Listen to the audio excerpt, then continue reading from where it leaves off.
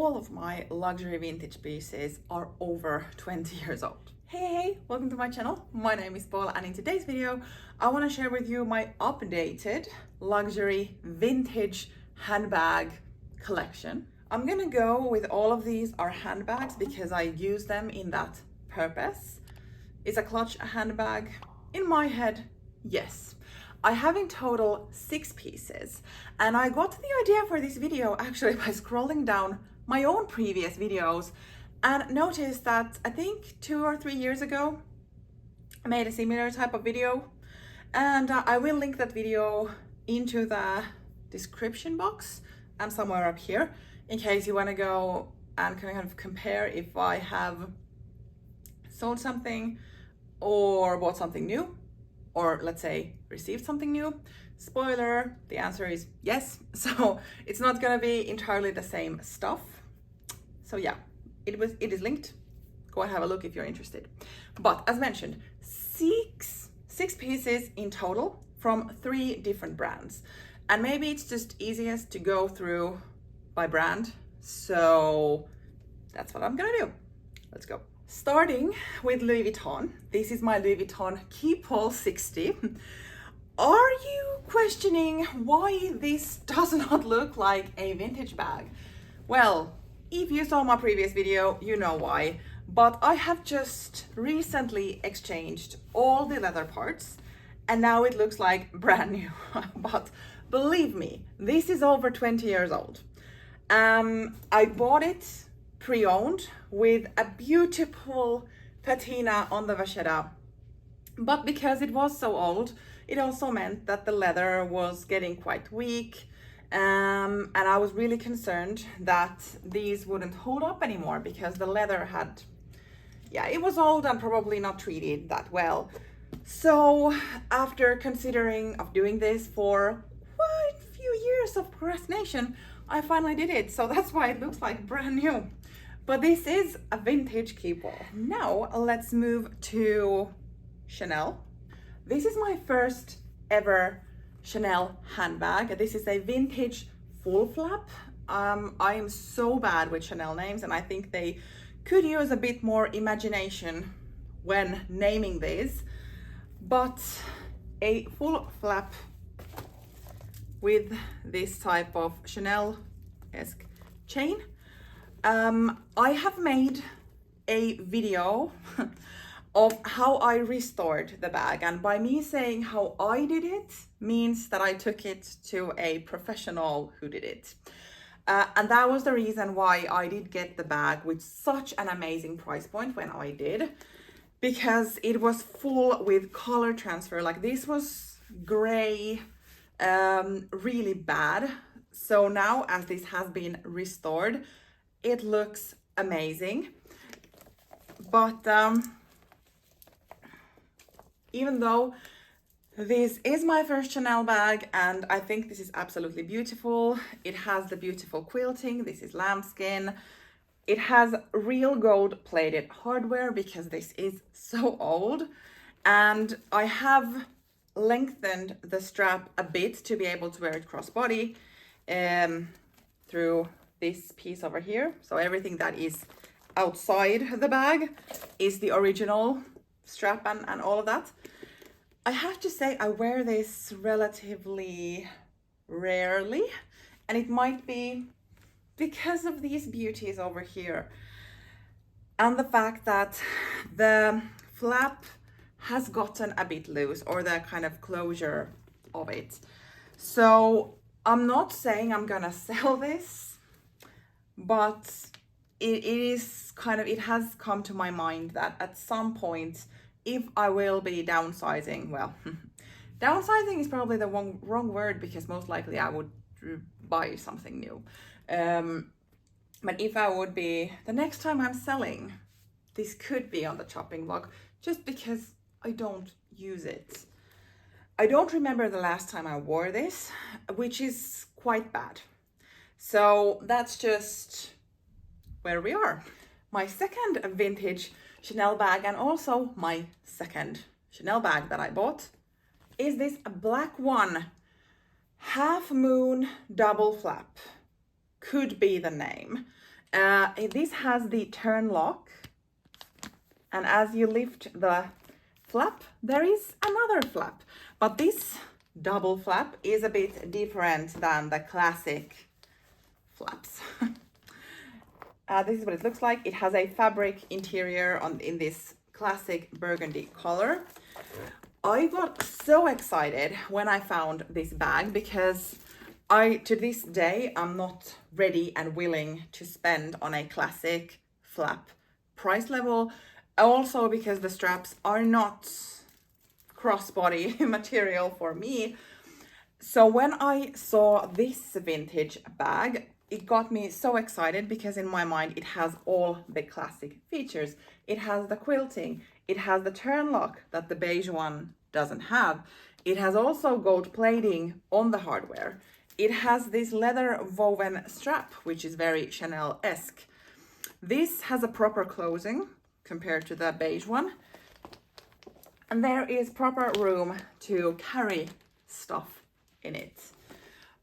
This one I also took to the same cobbler as the beige one to get a bit of like restored, so that it looks like it's doing good, because the leather was not in such a great condition. And that could be my tip for anyone dreaming of a vintage Chanel piece, or let's say of a Chanel piece, but is not willing or able to put in the Chanel prices. Look on the vintage market, and if there are pieces that are restorable, consider them.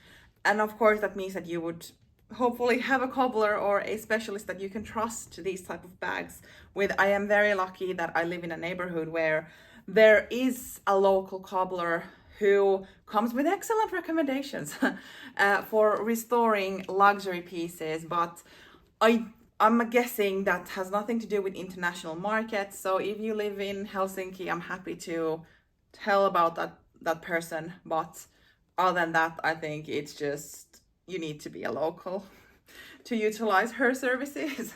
But yeah, so this is a vintage piece. My two Chanel vintages, and this is what started my craze towards Chanel handbags. So thank you. Finally, let's move to Dior, where I have actually 3 vintage pieces. 2 of them I have received, borrowed from my mom. They are with me, and she will let me know if she needs them. Here is the first one.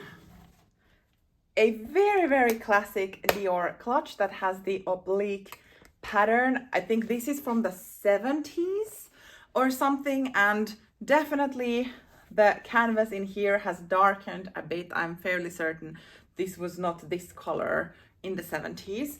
But other than that, everything functions well. It has a leather interior, and I mean, I use this occasionally when going out like on a date, just taking this. I think this is adorable, and I think in resale market the value is basically nothing at the moment, but I don't really mind. I really somehow like it. Maybe it is because it is my mom's and I can kind of imagine her using it as well. But yeah, so this is my first Dior piece. Second vintage one, also from my mom, is this clutch, and I don't remember what this pattern is called. Honeycomb, could it be? But it basically says Dior on these, and then it looks like a bee hive and honey. There is a bit of dirt on this, and that's why I'm trying to hold my hand. This is also very old. It has magnetic buttons, and then like this. And now that I pulled it out from my closet, why don't I use it for my laptop? I could put it in there and just go. Not sure. Well, I could probably take this to work as well. I don't think anyone really would be that interested in this. Maybe it's just that if I would take the public transport, having just a clutch for a laptop might not be the best. Going by car could be an option, but we don't have a car. But I definitely should wear this more often. I really love this shade of brown. It's beautiful. My final vintage bag on my collection. A Lady Dior bag in the classic size. This is in dark blue, navy, patent leather. This is my only patent piece, I think. It should be. With also gold-plated hardware, because that's what Dior did at that time. I bought this for myself for my 30th birthday, meaning that this has been with me soon 6 years. And I had a massive obsession on the Lady Dior bag. I still think it is so beautiful, elegant, the kind of style of the bag. Unfortunately, in my lifestyle, having a handheld bag that looks so ladylike and all doesn't go with my everyday wardrobe. So at this point, I really have to plan like an event or something where I could take this out. But I am so in love with this still that I don't even mind that I don't wear this that often. But in some cases, I see it there and just think that why haven't I used that in a while? And that's just the reality that I have to admit to myself, this size and this style of a bag just doesn't go with my regular wardrobe and style. And also for the patent, I think it gives it a bit more like festive look, which might be in my head and nowhere else. But maybe I should learn how to use this a bit more. But this is still one of my absolute favorite bags. I don't think I will get rid of it, or at least it's not on the top of my chopping block, because I wanted this bag for so long. I still find it so beautiful. And why would I need to get rid of it? It's so stunning. And now that we've gone through all of my vintage luxury handbags, there might be a theme if I'm excluding the keep all from this, that I don't wear my vintage pieces that much. And that, well, it makes me kind of sad. It's also understandable that maybe style can evolve during the time, and that's also okay. I find that when I started getting deeper into the more expensive luxury brands, vintage was the only way for me, because obviously affording the items. I thought about Chanel for such a long time before pulling a trigger on this one, and basically that just started a bit more expensive habit of mine. And it might be quite natural also to just kind of test the waters, bit vintage pieces, or let's say the more affordable pieces, to know if it is really worth it to you, if that is kind of what you want and are looking for, and then see if it is worth saving and splurging on the more expensive ones. But if I am completely honest, I am more drawn to these pieces that are, well, of course, newer to me, so that might be one reason, but also style-wise. These are something that I gravitate more to than the vintage Chanel bags and so on. There definitely is something for me to think about if it's a bit excessive to have all of these. And do I really, really love them as much as I used to? And so that I'm not being hasty, just making sure that I only own pieces that bring me value. They might bring me value by sitting there, or then they could also bring me value by me reaching out to them and wearing them. So I have to see where we are. But I am super happy and grateful for all of these pieces, and especially thanks to my mom for those beautiful Dior pieces that are definitely, I should pull them out more. Maybe I don't hide them now so well after this, but actually use them as well. What do you think about vintage designer or luxury handbags? Do you own them? What do you think of the quality? In some cases, I think they are quite more superior than the current ones, but I think that goes with quite many quality pieces in today's world. Anywho, thank you for watching. See you in my next video. Bye.